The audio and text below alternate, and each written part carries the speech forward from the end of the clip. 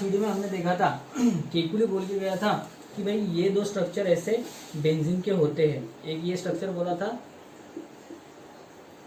1 2, इसमें double single double ऐसे दिया था, इसमें डबल सिंगल डबल ऐसे दिया था। ठीक है, तो ये दो फॉर्म्स उसने बोले थे। ठीक है, तो यहाँ पे ये दो फॉर्म्स जो है ये इक्विलिब्रियम में ऐसा बोल के गया था वो। अब इक्विलिब्रियम में है तो क्या है मतलब, तो यहाँ पे हमने उसको एक थ्योरी से रिप्रेजेंट किया है, उसको बोलते हैं रेजोनेंस। और वही हमारे सिलेबस में टॉपिक है रेजोनेंस डिस्क्रिप्शन ऑफ बेंजीन। ठीक है, तो रेजोनेंस डिस्क्रिप्शन ऑफ बेंजीन में रेजोनेंस क्या है ये तो पहली बात हमको पता होनी चाहिए। तो रेजोनेंस क्या है? The phenomenon in which 2 or more structures can be written for substance which involves identical position of atom it's called as resonance।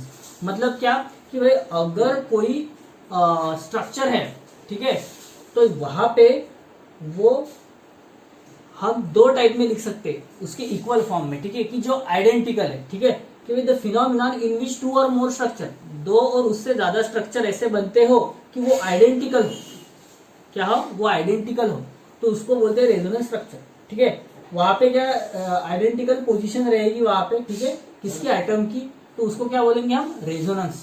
ठीक है, मतलब क्या कि भाई जहाँ पे 2 और मोर स्ट्रक्चर आइडेंटिकल बन जाए और वहां पे एटम्स की पोजीशन जो है वो एक ही हो जाए तो वहां पे हम उसको बोलते हैं रेजोनेंस। तो जब ऐसे एक्चुअल स्ट्रक्चर जब मिलेंगे in molecule is said to resonance hybrid. जब वो दोनों स्ट्रक्चर के बीच में अगर एक स्ट्रक्चर निकालोगे तुम तो उसको बोलते हैं रेजोनेंस हाइब्रिड।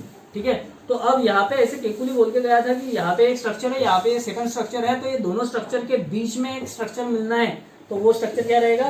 कुछ इस टाइप का रहेगा।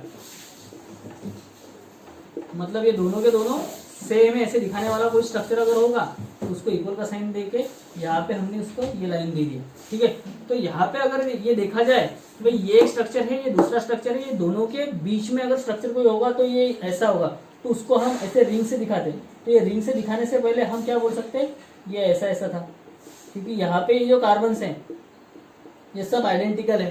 ठीक है, यहाँ पे कोई बड़ा नहीं कोई छोटा नहीं, सबके सब इक्वल लेंथ के है। ठीक है, सबके सब इक्वल लेंथ के, मतलब वहां पे जब स्पेक्ट्रोस्कोपी की स्टडी की गई तो स्पेक्ट्रोस्कोपी में उन्होंने बोला कि भाई यहाँ पे सिंगल बॉन्ड जो है कार्बन का वो एक है और डबल बॉन्ड जो है वो भी एक लेंथ का है। ठीक है, तीनों के तीनों डबल बॉन्ड एक लेंथ के रहेंगे और तीनों के तीनों सिंगल बॉन्ड एक लेंथ के रहेंगे। तो ये रेजोनेंस थ्योरी से हमको ये बात पता चल गई थी। ठीक है, तो रेजोनेंस थ्योरी में हमको क्या क्या पता चल गया था कि भाई अगर दो स्ट्रक्चर है तो उसका कॉन्ट्रीब्यूटिंग स्ट्रक्चर हमको निकालना है। तो इसके केकुली ने ये दो स्ट्रक्चर देखे गया था केकुली, एक था ये ऐसा वाला, ठीक है, इसको कॉन्ट्रीब्यूटिंग स्ट्रक्चर ये बोला। ठीक है, यहाँ पे कॉन्ट्रीब्यूटिंग स्ट्रक्चर उसने ये बोला, तो ये एक स्ट्रक्चर था, ये दूसरा स्ट्रक्चर था, तो हमने इसका एक इक्वल करके तीसरा स्ट्रक्चर निकाला। क्योंकि यहाँ पे ना तो ये डबल बॉन्ड ये दोनों कार्बन के बीच है, ना तो ये डबल बॉन्ड ये दोनों कार्बन के बीच है, क्योंकि ये दोनों तो इक्विलिब्रियम में है, ऐसा वो बोल के गया था। ठीक है, ये दोनों तो इक्विलिब्रियम में, तो ये डबल बॉन्ड कैसे रहेंगे? फिर ये कुछ इस टाइप के रहेंगे ऐसे घूमते हुए। तो हमने इसको क्या बना दिया? इसको ऐसा हमने और लिख दिया, तो यहाँ पे हमने क्या कर दिया? इसकी बेंजीन की रिंग बना दी। ठीक है, तो ये बेंजीन का रिंग मिल गया। ठीक है, तो ऐसा ये स्ट्रक्चर हमको मिल गया। तो ना तो ये डबल बॉन्ड यहाँ पे है और ना तो ये डबल बॉन्ड यहाँ पे है, तो ये बीच में ही है, ये दोनों के बीच में ही रहेगा ये ऐसे। ठीक है, तो ये दोनों के बीच में होने की वजह से हम इसको बोलते हैं रेजोनेंस हाइब्रिड। क्या बोलते हैं हम इसको? Resonance hybrid. ठीक है, तो ये जो है ना ये स्ट्रक्चर ज्यादा स्टेबल है ना ये स्ट्रक्चर ज्यादा स्टेबल है, ये सबसे ज्यादा स्टेबल है। तो फर्दर हमने स्टडी किया स्पेक्ट्रोस्कोपिक स्टडी। स्पेक्ट्रोस्कोपिक स्टडी में हमको क्या पता चला कि भाई यहाँ पे जो है ये बेंजीन, तो यहाँ पे डबल सिंगल ये ऐसा है। ठीक है, तो ये जो सिंगल बॉन्ड है इसकी बॉन्ड लेंथ, मतलब ये कार्बन से लेके ये कार्बन तक जो ये लेंथ है, ठीक है, ये लेंथ 1.54 एंगस्ट्रॉम इतनी है। ठीक है, 1.54 एंगस्ट्रॉम। और ये डबल बॉन्ड की जो लेंथ है वो है 1.34 एंगस्ट्रॉम, ये कार्बन से लेके ये कार्बन तक, ठीक है। तो ये डबल बॉन्ड की लेंथ और ये सिंगल बॉन्ड की लेंथ, जैसे कि हमको पता है कि भाई double bonds are more stronger, तो वहाँ पे ज़्यादा अट्रैक्टेड रहेंगे मॉलिक्यूल, ठीक है। वो बॉन्ड ज़्यादा बनेगा तो उसकी जो लेंथ है वो कम हो जाएगी, क्योंकि यहाँ पे बॉन्ड स्ट्रेंथ ज़्यादा है, ठीक है। तो बॉन्ड स्ट्रेंथ ज़्यादा होने की वजह से यहाँ पे बॉन्ड लेंथ कम हो गई, यहाँ पे बॉन्ड लेंथ ज़्यादा हो गई, ठीक है। पर बाद में पता चला कि ये दोनों में से स्ट्रक्चर जो स्टेबल है वो तो रेजोनेंस हाइब्रिड वाला है, तो रेजोनेंस हाइब्रिड में इनके बीच में ही एक बॉन्ड लेंथ मिलती है। तो रेजोनेंस हाइब्रिड का ये जो स्ट्रक्चर है वो स्ट्रक्चर कैसे बनेगा, कुछ इस टाइप का, ये ऐसा।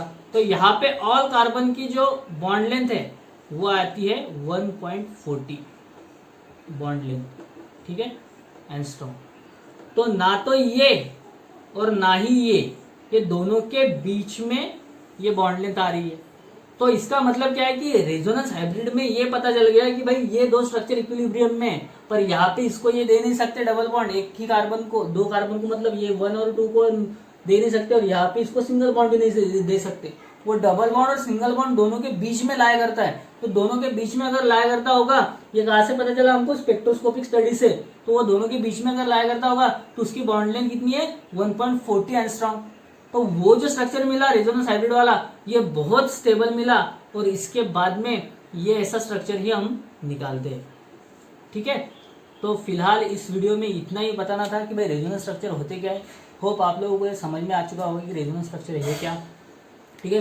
रेजोनेंस स्ट्रक्चर में बॉन्ड लेंथ कैसे देखते हैं, ठीक है। तो ये दोनों के बीच में लाए होने वाला ये स्ट्रक्चर है, और ये स्ट्रक्चर बहुत स्टेबल रहता है, और हम इसी प्रकार से इसको हमेशा निकालते हैं, ठीक है, क्योंकि यहाँ पे ये डबल बॉन्ड ऐसे डिफ्रेंशिएट नहीं करते आते, ठीक है। ये दोनों के बीच में का ये स्ट्रक्चर है, और इसको हम रेजोनेंस हाइब्रिड कहते हैं, ठीक है। तो सब कुछ जो था रेजोनेंस थ्योरी का यहाँ पे इतना ही था।